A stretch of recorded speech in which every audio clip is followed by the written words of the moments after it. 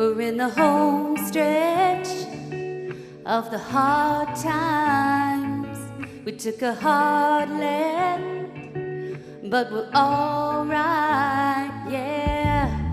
Life sure can try to put love through it, but we built this right, so nothing's ever gonna move it. When the bones are good, the rest don't matter. Yeah, the pain could heal, the glass could shatter, let it rain, 'cause you and I remain the same. When there ain't a crack in the foundation, baby, I know any storm we're facing will blow right over while we stay put. The house don't fall when the bones are good. Ooh, call it dumb love, but baby, you and I can't even mess it up, although we both try. No, it don't always go the way we planned it, but the wolves came and went, and we're still standing. When the bones are good, the rest don't matter. Yeah, the pain could peel, the glass could shatter, let it rain, 'cause you and I remain the same. When there ain't a crack in the foundation, baby, I know any storm we're facing will blow right over while we stay put. The house don't fall when the bones are good.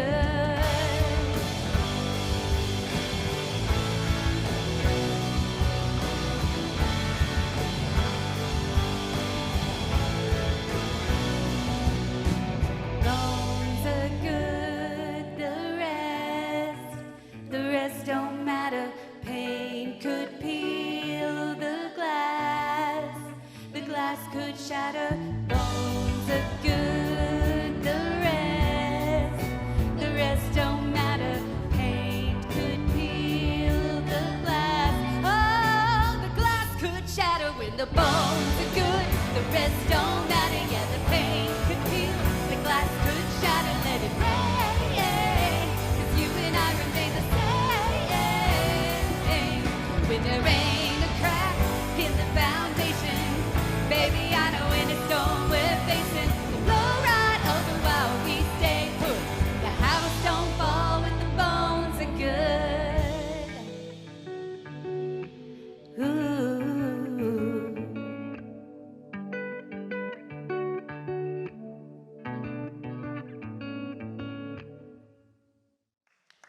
Wow. Man, that's an incredible song. I mean, when the bones are good, the rest doesn't matter. And, you know, that's kind of what we've been getting at. When we think about foundations, that's what we've really been going after. I mean, the foundations that parents set, the foundations that grandparents, aunts, uncles, anybody who feels like they're invested into the next generation, establishing that foundation, it's really good. And so, man, let's let Ashley and the band hear it again, because that's an incredible song. Especially as we're in this cool series, parenting in the 21st century. And my name is Mark, if we haven't had a chance to meet. And this has been good. I don't know if it's been good for you, Ashley, but It's been great. I'm a mom. This series really connects very much with me, and I have kids in different stages of my life, so it's nice to hear this and somewhat commiserate, but also feel there's some growth here. Oh, yeah. And, it's funny for me, like, I think about parenting, and I realize, like, my daughter's only 16 months, but I inherited another kid, my cat, right? I mean, because, Sure. it's another child in the house, another mouth to feed, right? And parents can be real protective of their animals. In fact, there was something that went viral this week. I don't know if you saw this. This was a really cool video of a woman who clearly is protective over animals. Why don't you take a look at this?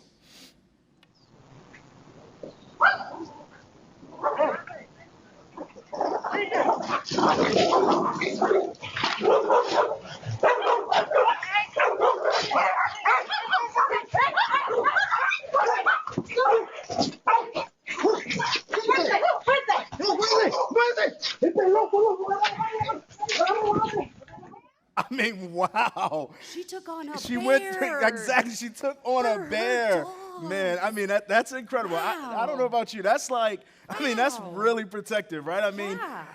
and so, I mean, it's incredible. When I see that, it's like, it reminds me, like, you got to be prepared for anything. You really do. Lions, tigers, bears. Oh my. Oh, yeah, there we go. Anyway, listen, I hope that you all are enjoying it. For those of you who are joining online, thank you guys for tuning in. I'm glad that you're checking us out here at Crosspoint. For those of you who are in the venue, listen, glad that you all are here.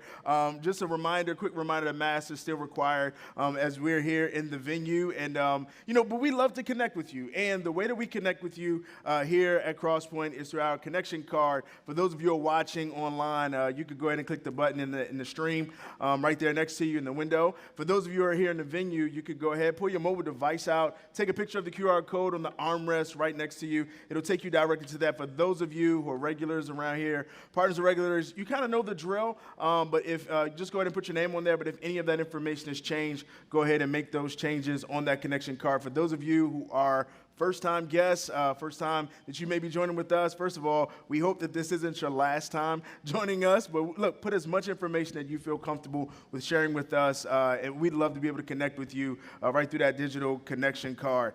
And so, look, we are still having amazing kids and student environments online. That content is there. But, what's even cooler is that we actually have our kids' environments back open, right? Yeah, let's make some noise for that. That's just fun. And right now, those spots are available for our 9 a.m. service. So if you haven't already registered your kids, I think we're almost at capacity. But if not, make sure that you register your kids online. You'll get an email on Tuesday of this week, around noon on Tuesday, for you to be able to register your kids for those environments right online. And, make sure that you do what's necessary to get your kids there. And listen, if not, we still have all of that great content available to you online as well. And speaking of kids' environments, if there's anyone who's interested in volunteering in those amazing kids and student environments, we'd love to have you. Go ahead and mark that on your connection card. And if you're a parent and if you want to receive those emails about that registration, you don't want to miss it, make sure that email is on that connection card, because we'd love to be able to get you the information that you need. For those that are in CSM, 7th through 12th grade students, we will be right back here on Monday nights for in-person small groups. Can't wait to see you all there. As you guys were coming in today, you saw we got food trucks back, right? Yes, we Man, do. that's exciting, right? We got food trucks back here, and it's right here at Crosspoint campus on Thursdays. Weather permitting, we'll have food trucks each and every Thursday. I mean, it's really cool. We got the bearded bagel out there. In fact, we like to be generous around here, right? And so being generous around here, we like to give away stuff. And so we decided, why don't we give some free stuff away today? And so what we decided to do was we decided to select the individual who was the first person who reserved their tickets for this evening service. And that person happened to be Kelly May. Let's make some noise for Kelly May. Woo! There we go. She's going. We got her. Yeah, there we go. Keep the music up. There we go. We enjoy giving things away here, and she was able to get some free food from us, and just to say thank you. We like to be generous, and being generous is a great thing. So we have a great service planned for you today. We're glad that you're joining us. And again, we are talking about creating those foundations for parenting. And those foundations are good, and we want to be able to reflect on how God really parents us, right? I mean, because when we think about how we parent our kids, it's really a reflection of how God parents us. And so, we like to see, when we see the way that God loves us and how it brings out the best in us, guess what? That's what happens when we do the same thing, show the same kind of love to our kids. We begin to see the best come out of them. So let's stand, let's sing. The band is going to sing some song. In fact, this is a great song, Your Love Awakens Me.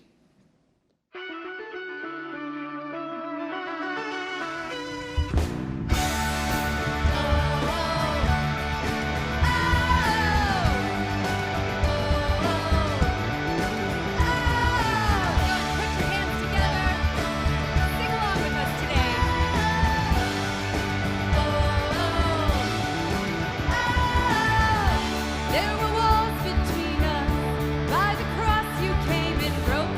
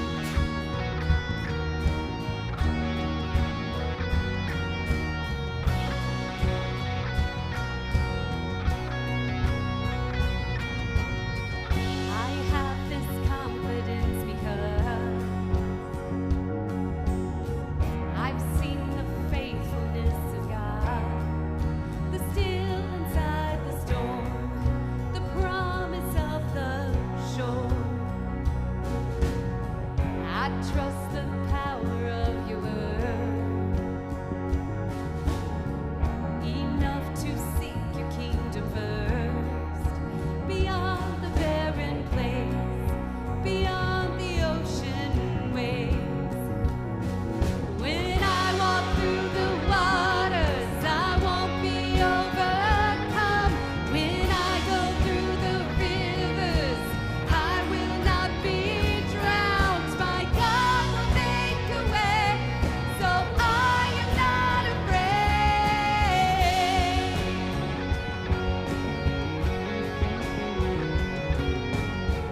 You keep the promises you make. There isn't one that is delayed, so I will not lose heart. Here I will lift my arms and start to sing into the night. My praise will call the sun to rise, declare the battle won, declare that it is done. When I walk through the waters, I won't be overcome. When I go through the rivers, I will not be drowned. My God will make a way, so I am not afraid. When I am in the fire, I will not feel the flame. I'll stand before the giant, declaring victory. My God will make a way, so I am not afraid. Before me, behind me, always beside me. No shadow, no valley, where you won't find me. No, I am not afraid. Let me hear you sing that. Before me, behind me, always beside me. No shadow, no valley, where you won't find me. No, I am not afraid. I am not afraid. When I walk through the waters, I won't be overcome. When I go through the rivers, I will not be drowned. My God will make a way, so I am not afraid. When I am in the fire, I will not feel the flame. I'll stand before the giant, declaring victory. My God will make a way, so I am not afraid. Oh, I'm not afraid.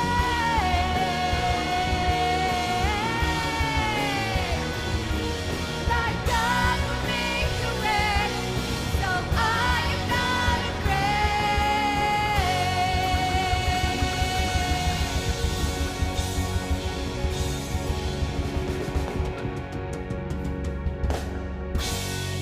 Oh, man, let's thank these guys for leading us this weekend, man. Awesome. Go ahead and grab a seat.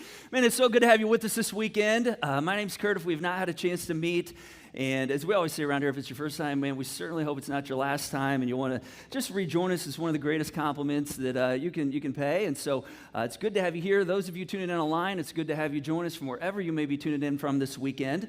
And before we dive into our topic this weekend, here's something I think many of you might be interested in. As we've continued to be in touch with our local authorities and health officials here in Fishers, beginning next weekend, we've made the decision that we're going to begin to make masks optional in the venue for those of you who are fully vaccinated. You guys excited about that? Yeah, I figured you might be.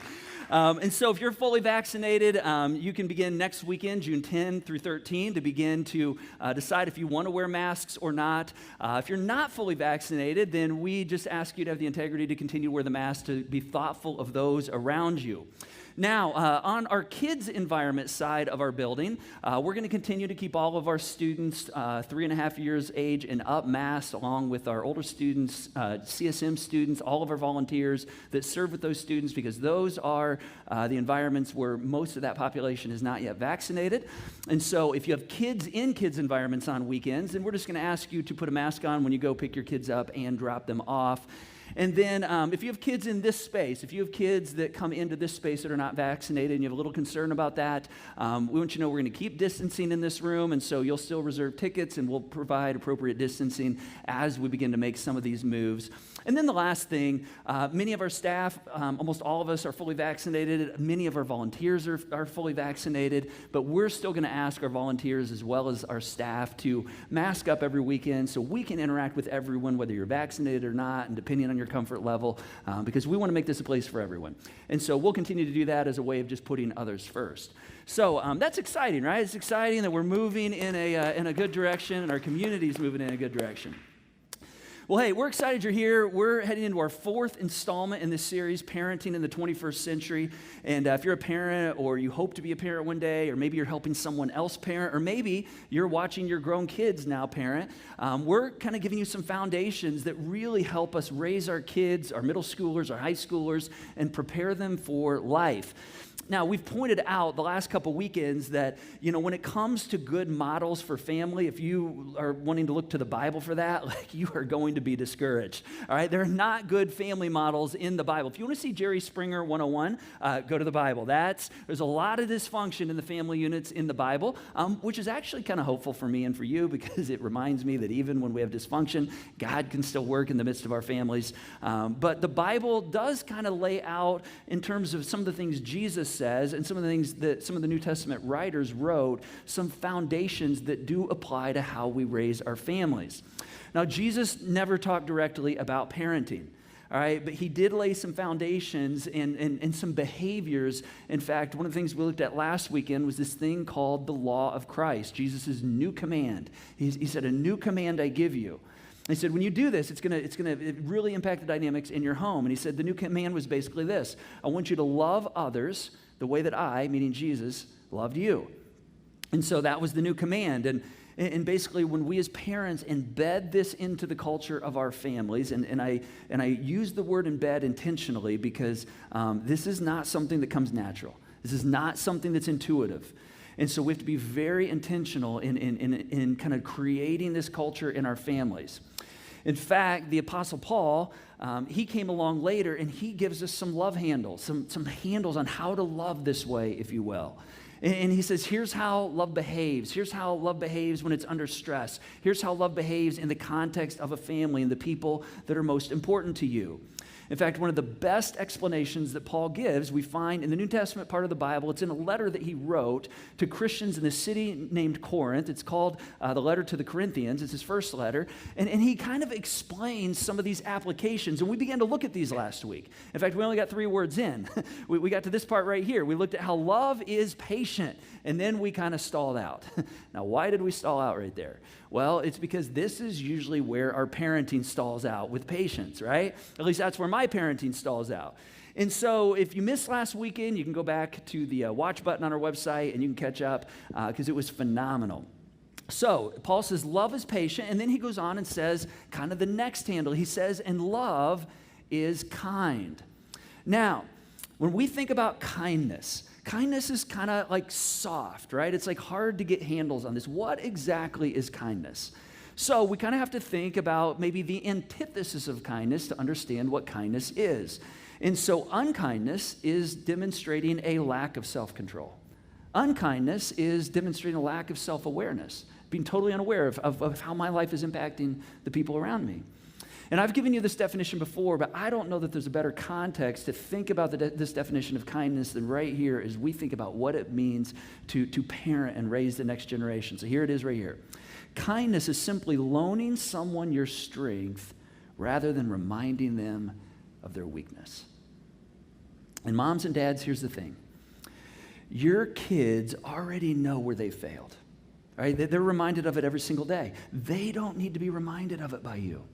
And moms, listen, your words are weigh like 100 pounds. And dads, our words weigh like 500 pounds. And I'm not sure why it's that way, it just is. And so kindness is loaning our kids our strength and letting the world remind them of their weaknesses. And the world's going to do it. I mean, the world reminds them of their shortcomings every single day, just like it does you and I. I mean, they wake up every single day and they get ready for their day, just like you and I. And they wonder if they have what it takes to face that day, just like you and I do.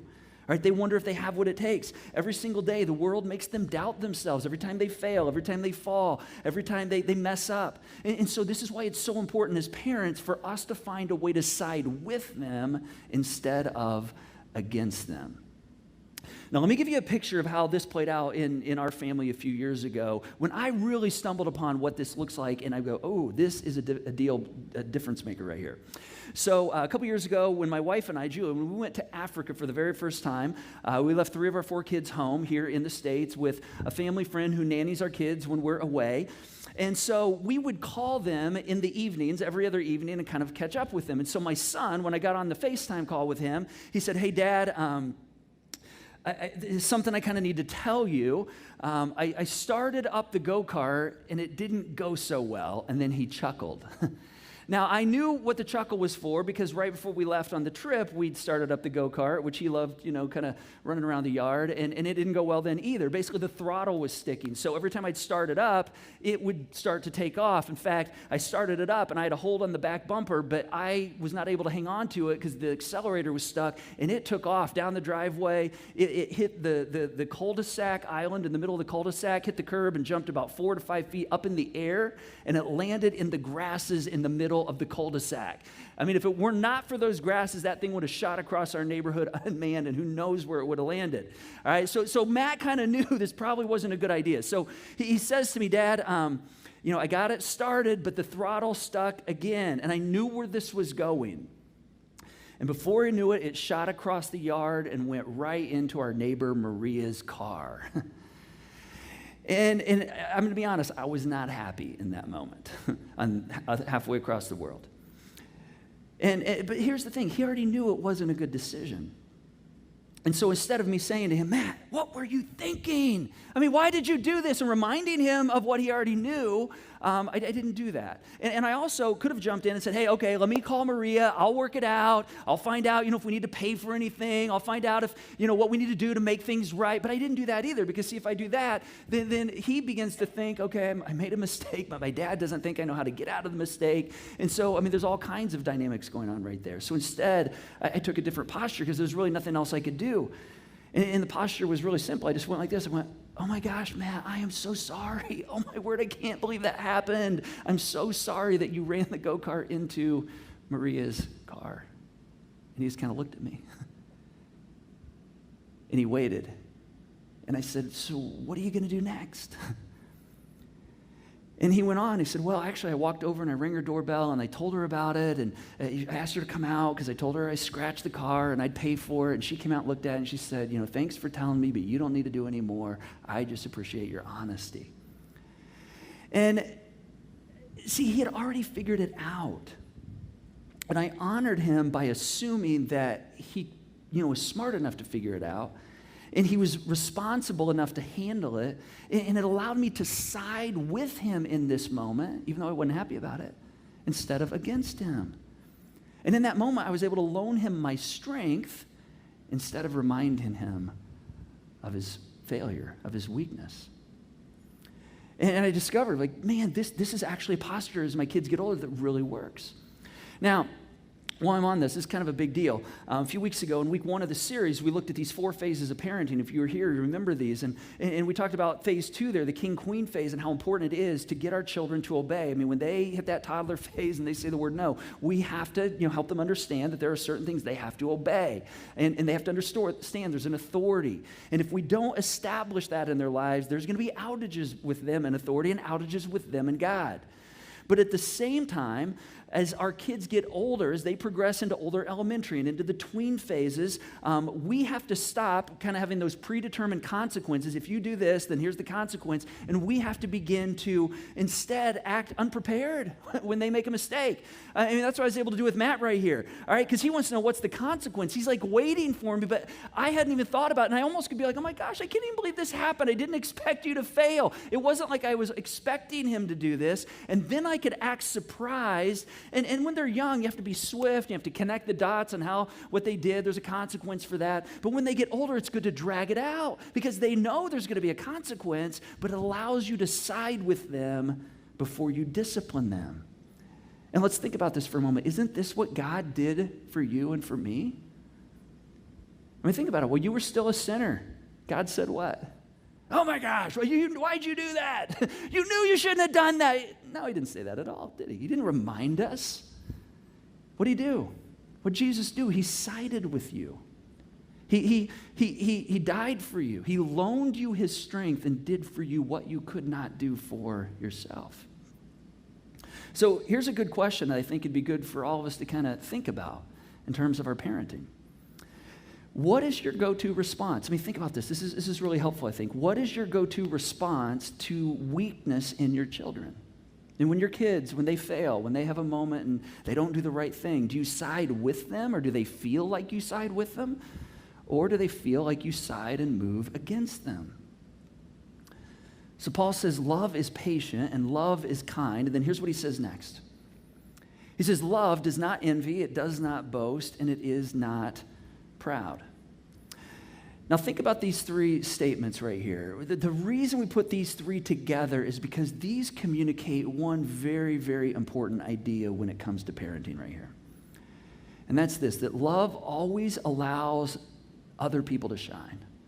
Love always, allows there to be celebration when things should be celebrated. And love isn't threatened by other people's success. Now, families, here's where this breaks down. Here's where this breaks down in the family structure. Because, see, and it starts with the parents. Parents, if we don't feel good about ourselves, if you don't feel good about yourselves, it's hard to let others feel good about themselves. And if as parents, you don't feel good about yourself, it's very difficult to let someone else shine.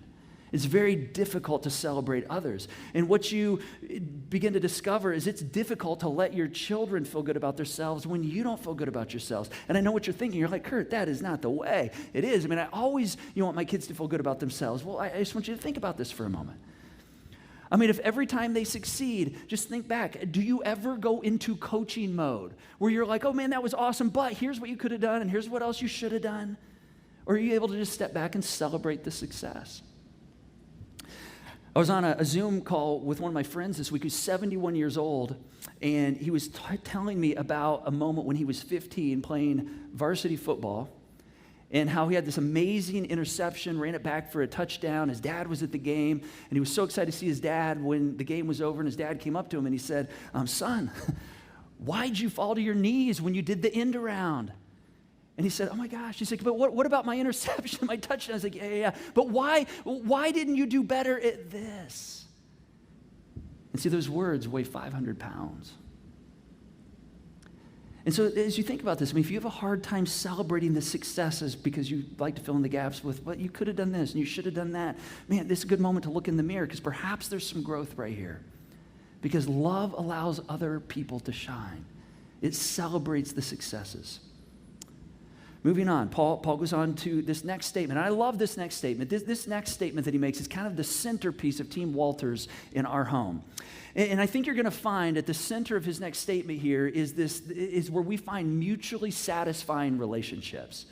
And this could be within a family, it could be within a marriage, it could be within, friendships. Really, this is so encompassing that it really reduces the need for countless other rules. And so Paul, he kind of states it in the negative right here. Here's what he writes. He says, love does not dishonor others. Love does not dishonor others.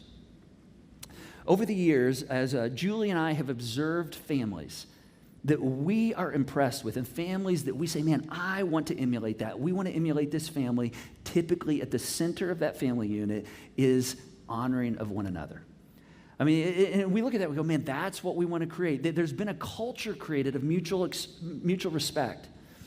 Now, you might say, what does that mean? What does it look like to honor? Well, a better word for that might be this idea of that they deferred to each other. All right, that there was no tolerance for disrespect. I mean, did they have honest, intense communication at times? Absolutely. But there was no room for dishonoring, no room for disrespect. And so as you can probably imagine, this starts, again, with the parents. And so if I honor Julie and Julie honors me, then we begin to set a tone in a culture for our entire family. Now, here's a small but important delineation right here.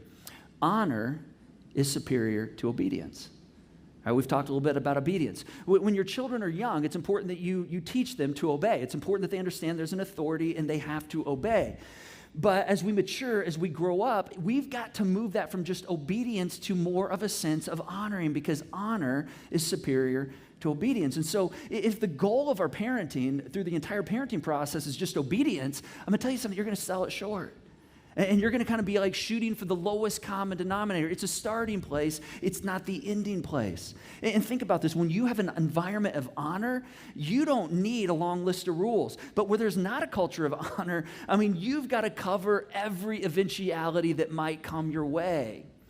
In fact, there's a great scene, great, beautiful, painful a bit at the same time, from the movie Instant Family that I want to show you. And this movie is based on a true story. It's about a married couple, Pete and Ellie Wagner, and how they foster 3 children, bring them into their home, and they want to help them begin to develop a culture of honor and respect in their home, and it doesn't go very well. So take a look at this. Oh my God, sweetheart. Speak of the devil. What are they doing here? You never said I couldn't have any people over. Everybody knows you can't have people over when you're grounded. And you know that too, because they obviously came in through the window. This place is disgusting, by the way. God, what a Nazi. What did you call me? I don't know, you just seem like a Nazi. Get out. Now. Out. Both of you, out. Go, now. No, you Out. get out of my room. No. I'm staying in your black room. These guys are leaving. No, out the window. Out. Out. You're right.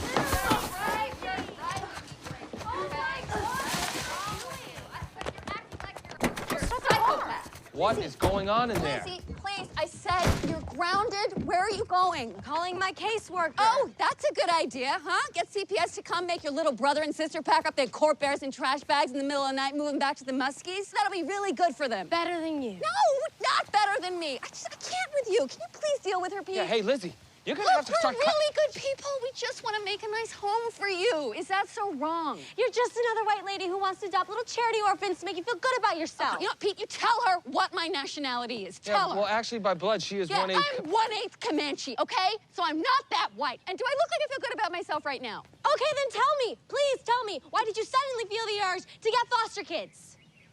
Because Pete came up. Well, exactly. No, Hey, you're not going to anywhere. know. Stop right there. I mean it. Don't open that door. Hey, do not get in that car. You hear me? Don't shut that door. I mean it. I mean, some of us know that maybe a bit too well. And we know that if we don't have a culture of honor in our home, it is exhausting. I mean, it's almost like a catch you if you can game, right? Catch me if you can. I mean, you didn't say, you said be home by 9. You didn't say 9 p.m. I mean, I'm home at 10:30. I'm before 9 in the morning, right? I mean, you got to have a rule for every eventuality that comes your way. And here's the other thing. Honor demonstrates something that I think we all want, a satisfying relationship. In fact, here's another way to think about it. Honor is always at the center of every satisfying relationship. A few years ago, we had a little guy that moved into our neighborhood, and anybody ever remember the show Dennis the Menace? I mean, like the really old one, Jay North, and then there was like, a few of you love that. So he reminded me of Dennis the Menace. I mean, and I loved him. His name was Josh. I don't know that all the neighbors in our neighborhood were as affectionate toward him as I was. I mean, I don't think they liked his questions, and he was always curious and into everything, but I love these things. In fact, he would always like go into our garage and just like look around, and he'd be like, hey, mister, can you give me those squirt guns that are up on the shelf down so we can play? I'm like, Josh, we don't have squirt guns. And then he'd show me where they are. He'd find things in my garage. I didn't even know they were there. And so when Josh first moved into the neighborhood, he met our daughter, and he wanted to come down and play one day. And so when I went out to kind of meet him and see what they were up to, he looked at me and he said, "Hey, mister, I got a question for you." And I knew I liked this kid. I mean, I didn't know him very well, but I just liked his spirit. And he said, "Hey, what are the rules down this way?" Now, I didn't know Josh at that point, but I know kids like Josh, right? I mean, I've been around the block with kids a time or two. I knew that he wasn't asking what the rules were so he could keep them, right? He was wanting to know what the rules were so he could find the loopholes in them, because you can't like work around the rules if you don't know them. And so I just kind of got down on his level and I said, "Hey, look, Josh, listen, we don't work that way. In fact, down here, we kind of operate this way. We try to treat other people the way that we want to be treated. And I'm just going to ask you to do that, and with your words, just say things to other people that you would want said to you." And he just goes, And he goes off and plays. Because there were no loopholes, right? There was no workaround to that. Now, here's why this is so important. Here's why I'm spending so much time on this one. See, learning how to honor within the family context is not intuitive. It doesn't come natural, because it strikes at the core of one of our biggest outages that we have as human beings, is our selfishness. We want it our way. We talked about this last week. We're going to look at this more next weekend. We want things our way. And love demands that we put others first. And so the Apostle Paul, in another one of his letters to the Romans in this case, he actually kind of just says this point blank. He comes right out and says it. He says, "Be devoted to one another in love. Honor one another," and then here's the rub right here. Here's the tension. Honor one another above yourself. In other words, put others first. Not because they deserve necessarily to be first, but because in doing so, we're celebrating what God did for us. I mean, this is what Jesus did for you and for me, right? God allowed his son Jesus to come up and underneath you and I, under our sin, and lift us up and elevate us. So we have to model this. We have to teach this. We have to expect it. And we have to look for opportunities to build these kinds of rhythms, this kind of culture of honor into our families. Let me give you a picture of one of the ways this happened in our family over the last year during the pandemic. And it kind of happened very subtly. I do a majority of the cooking in our home, not because my wife can't cook, but when we were first married, I lived 3 minutes, or my office was 3 minutes from our home, and where she worked was 35 minutes from our home. And so for like the first 3 months of marriage, I'd just be sitting at home every evening, and she wouldn't get home till like 6:30 or 7. I'd be thinking, "Oh my gosh, I wish she'd get home earlier," because I'm sitting around waiting for her to come home and cook dinner, right? I'm like, it'd be awful nice if she'd come home and we could eat dinner. And then it hit me one day. I'm like, I like to cook. Cooking's creative for me. It's a challenge. And so I'm like, I'm just going to take that on. And I wasn't raised in a home that worked that way, and Julie wasn't either. So it was like a new idea. And so I began just cooking for Julie as a way to honor her. And then I've continued it through the last 25 years of marriage and for our family to this day. And so during the pandemic, kind of subtly one night, Julie began to have the kids take on the cleaning up part after dinner every evening. And partly because she knows I kind of like everything cleaned and all the pans cleaned and put away. And pre-pandemic, we didn't have a chance to do that all the time because we're always rushing from one thing to the next. But during the pandemic, we're kind of just enjoying time. And she didn't, here's what she didn't say to the kids. She didn't say, "Hey kids, I need you to clean up after dinner because your dad doesn't like it when it's not cleaned up. We don't want him to be in a bad mood." She didn't say that. What she said and what she taught them and first modeled for them was, "Hey, let's show your dad some gratitude. Let's show some honor. He serves us every single night. How about we mutually serve him?" And she began this trend. And the interesting thing is, it began to make a change in even some of the culture around our table and in our home. And my kids, not only did they begin to pick this up and do this as a way of showing honor, but they began to take on like a posture of gratitude. She called it acts of gratitude. And now nearly every meal that I prepare for them, they thank me specifically, "Dad, thank you for making X, Y, and Z. Thank you for this." And it was just, that was like an unexpected outcome, but it started because of a rhythm and a culture of honor. And she modeled it and she taught it and she expected it. So we have to look for ways to build this into the culture of our home. And mom and dad, it begins with you. It begins with the way you treat one another. Because Paul's words, they're so instructive. He says, "Be devoted to one another in love." And you say, okay, Paul, what does that look like? He's like, it's very, very simple. I want you to honor one another above yourselves. See, healthy marriages, they're characterized by mutual submission, right? It's by putting the other person first. In fact, a healthy marriage, think of it this way. It is a submissive competition. I mean, it's like a race to the back of the line. I mean, that's what every healthy marriage is. And think about this. You intuitively know this, but any other race, there's a winner and a loser, right? And think about this. If your spouse loses, then I don't think anyone wins. And so we create these mutually honoring cultures. Now, next weekend, we're going to finish looking at some of Paul's handles that he gives us in 1 Corinthians chapter 13. So I hope you're going to plan to be back next weekend as we kind of wrap this up. Before I wrap up today, I want to get really practical for a few minutes. Because, if you choose to say, okay, I'm going to implement this law of Christ, how do we treat others the way Jesus treated us in our home, and you begin to implement some of these handles of kindness and honor and make them centerpieces, and I hope you do. I mean, I just think this is what our world needs right now, but it's certainly what our families need, and it grows empathy and compassion, and it raises kids that are ready for life. And we say it all the time around here. I mean, you hear us say, if you'll just follow Jesus and you may not even be a believer, and that's okay. Like if you're just checking out faith, if you just do and put into practice some of the things that Jesus says, I guarantee you will find that you are better at life. You're going to be better in your marriage. You're going to be better in your parenting, and you're going to find that life is so much better. It's just amazing how this works. So if you choose kindness and honor as kind of centerpieces in your home, when those things get dishonored, all right, then it requires a response. All right, it requires discipline. Any behavior that is disrespectful or dishonoring or dishonest, you can't ignore it. All right, because ignoring it is kind of like rewarding it. And what we know is when something's ignored, it gets rewarded. And when something's rewarded, it gets repeated. And so if you want dishonest and dishonoring kids, then just ignore it, because that's what's going to happen. But here's the thing. For discipline to be effective and for us to be able to side with our kids as we discipline, then we have to look for opportunities to address the dishonoring and recognize that there's a relationship that's been damaged. We must directly address the fact that a relationship's been damaged. And so there has to be a correlation, a connection between the behavior and the damage in the relationship. In fact, let me put it in a question to you, because this might help us think about this a little better. If dishonoring behavior breaks or undermines a relationship, what should the goal of your discipline be? So take lying, for instance.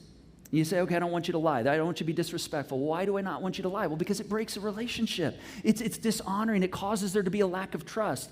And so what should the goal of the discipline be if there's a behavior that creates a lack of trust? I want you to think about this, because the real issue is a break in trust, right? It's a break in the relationship. And so if that's the case, when we discipline our kids, what is the goal? What are we trying to accomplish? Now understand, I've been doing this a long time. I used to be in student ministry. I worked in student ministry for 12 years with middle school and high school parents and families. I've been doing my current role for 15 years. And so, for almost 27 years, I've been working with students, families, and helping this concept be understood. All right, and I've observed this in so many families, and I get it. I understand how it's easy to land here, but here's what I've observed. For so many parents, there's really no goal when it comes to discipline.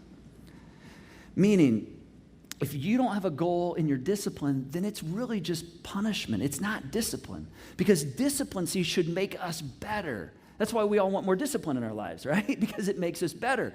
But if we're just punishing and there's no discipline, then punishment just makes people more careful, right? It just makes you more careful to not get caught the next time.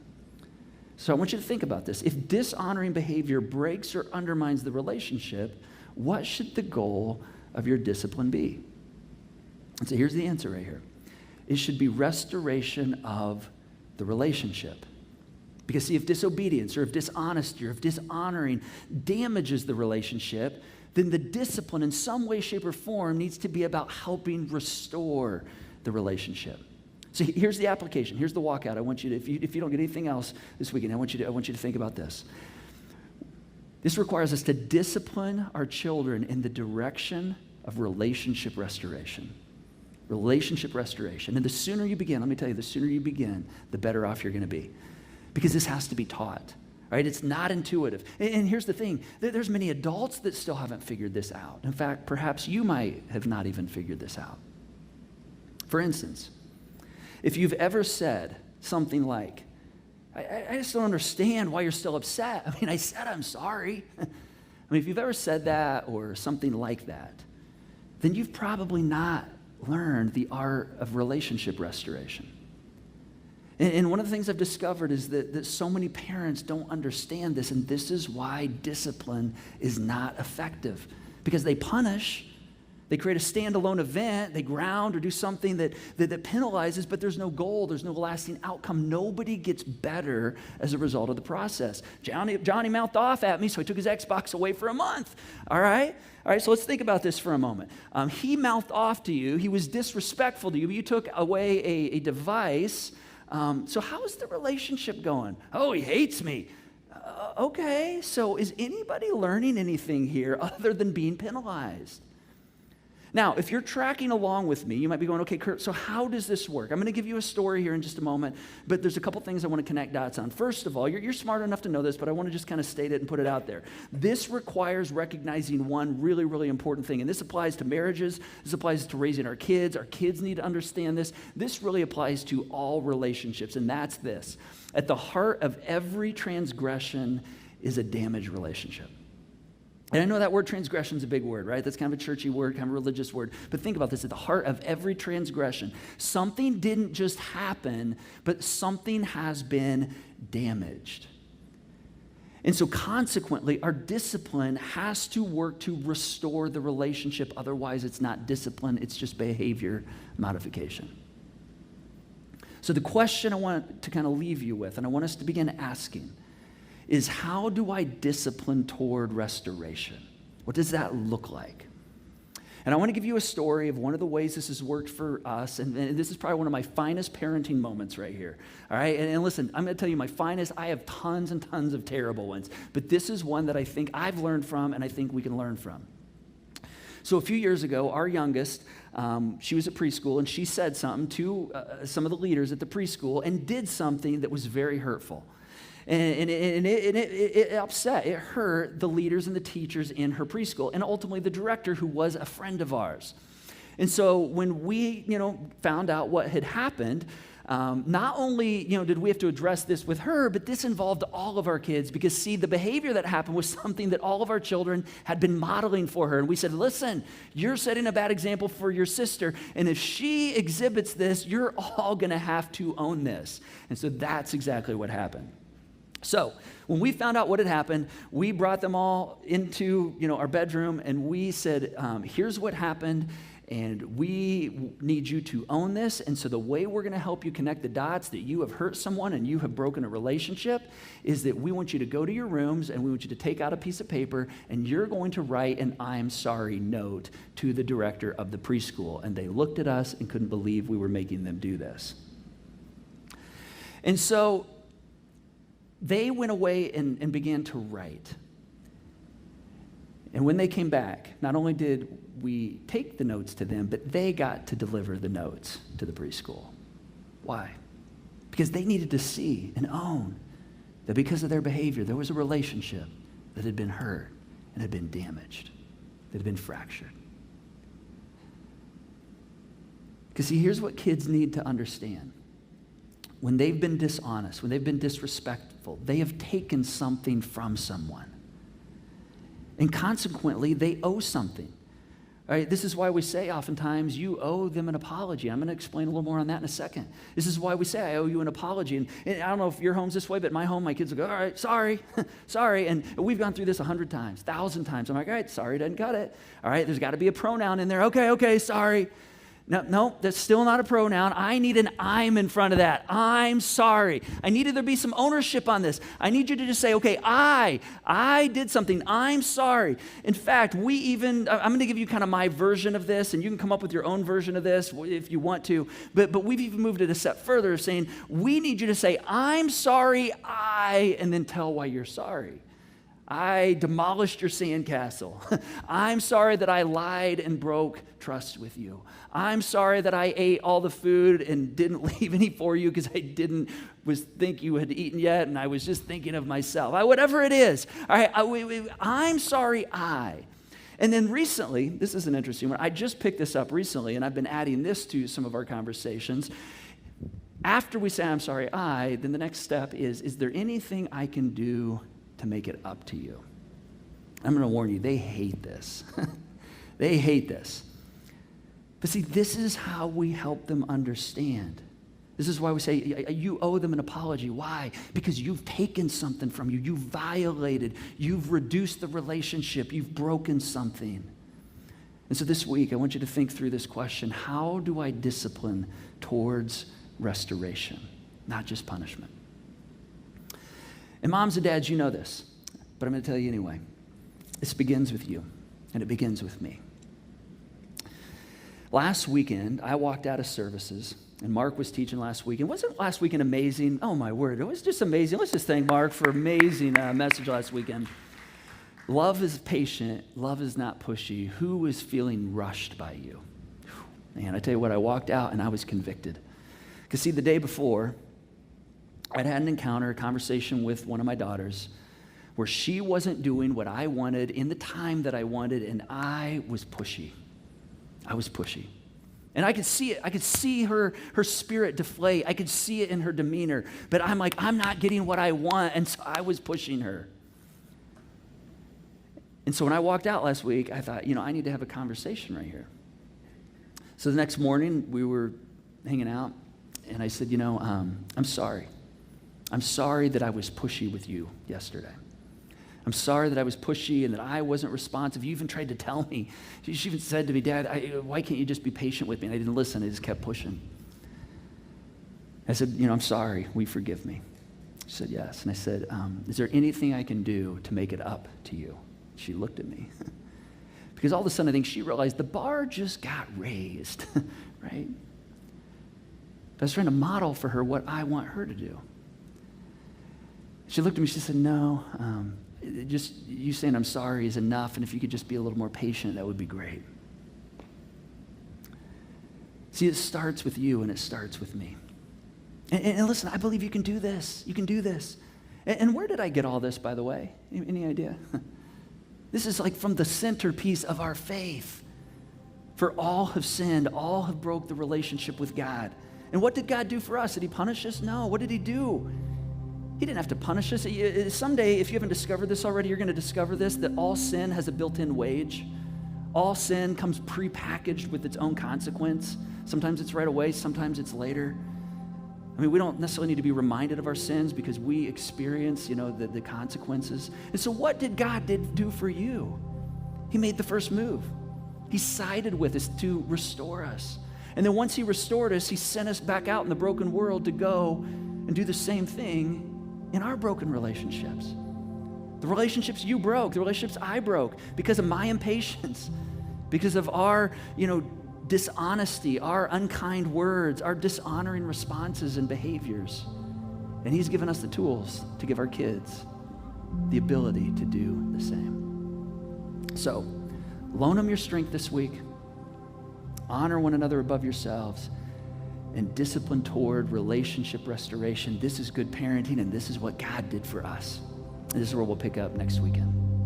Let's go ahead and stand. I want to pray for us. Heavenly Father, man, it's just amazing how patient you have been with us, how kind you are to us. And Father, as we think about those that we're leading, the young lives that we may have influence over, God, there's probably 100 different moments that came to mind in these last few minutes of the places where we failed, the places where we maybe, dropped the ball, we wish we would have done better. And God, I just pray that you help us know what to do with what we've heard. It's never too late to start. It's never too late to begin to make a turn. It's never too late to begin to create honor, a culture of honor. So I just pray that you help us to know what to do, what handles to grab onto. Give us the strength and the power to do it. And God, if there's any of us in here today that just need that kind of touch from you as our Heavenly Father, to be reminded of how patient you've been with us, how you came up underneath our sin and lifted us up and elevated us. You didn't remind us, but you lent us your strength. God, God, I just pray that would happen in these moments for us right now. I just pray that you would begin to restore even in these very moments. And we pray these things according to your character, Jesus.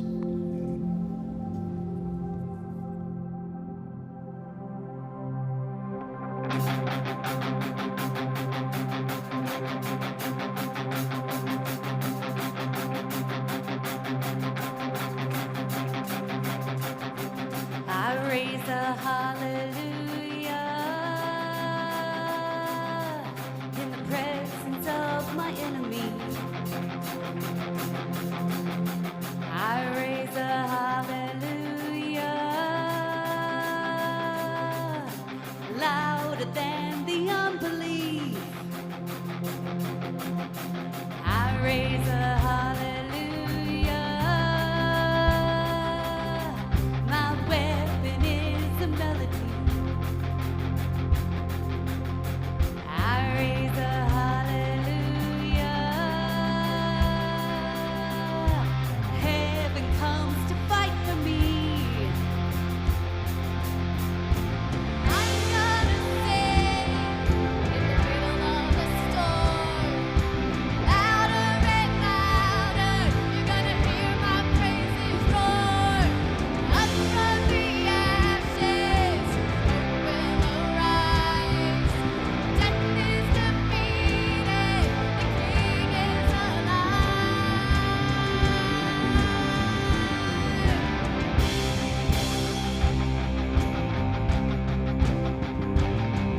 I raise a hallelujah with everything inside of me.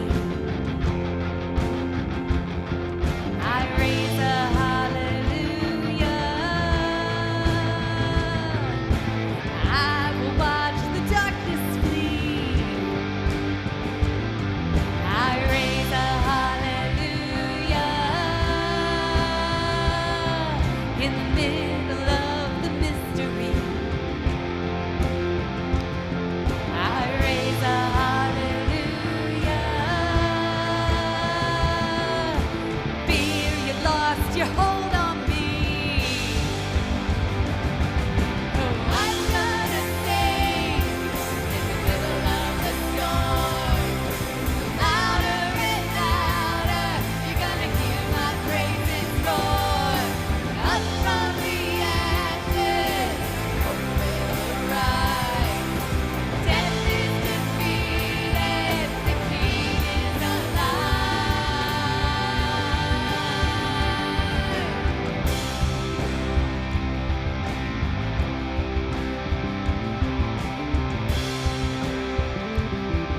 Let me hear you sing today. Sing a little louder.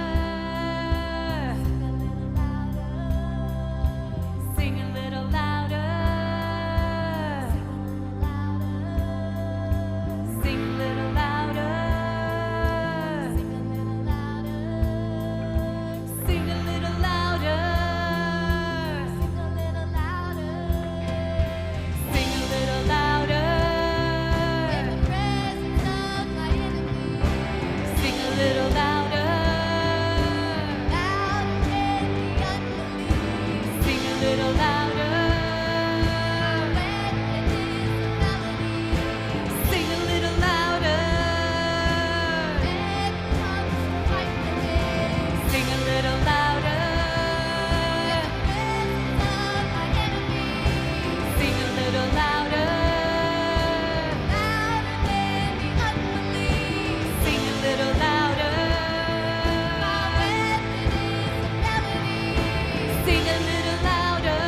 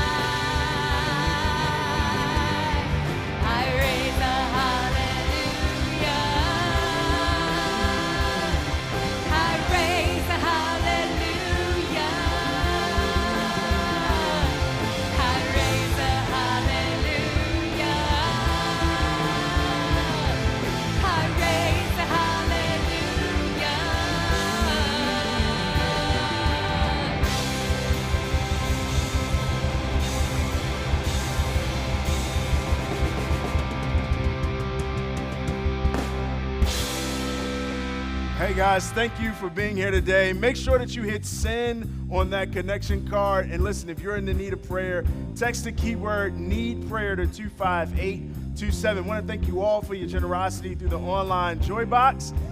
And we'll give you dismissal instructions. And listen, we all didn't come at the same time, so let's please give each other space as we exit today. And listen, this week, loan your strength to someone because everyone will win.